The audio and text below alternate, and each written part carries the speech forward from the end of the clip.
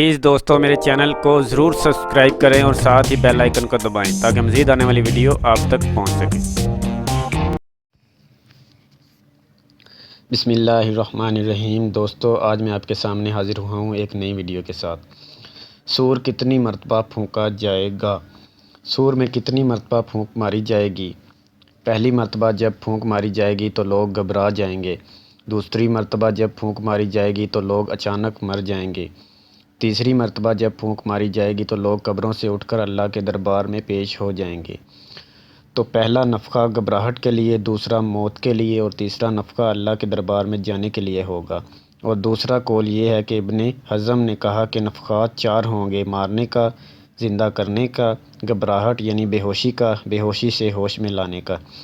اسی کو حضرت گنگوہی رحمۃ اللہ اور شیخ ذکریہ رحمۃ اللہ اور محدث دلوی رحمۃ اللہ نے اختیار کیا ہے، مگر ابن حجر نے کہا ہے کہ اصل تو نفخے 2 ہی ہوں گے، مگر نفخہ اولیہ کا اثر یہ ہوگا کہ زندہ مر جائیں گے اور مردوں کی روحوں پر غشی طاری ہو جائے گی، اور دوسرے نفخے میں مردہ زندہ ہو جائیں گے اور بے ہوش ہوش میں آ جائیں گے۔ واللہ عالم۔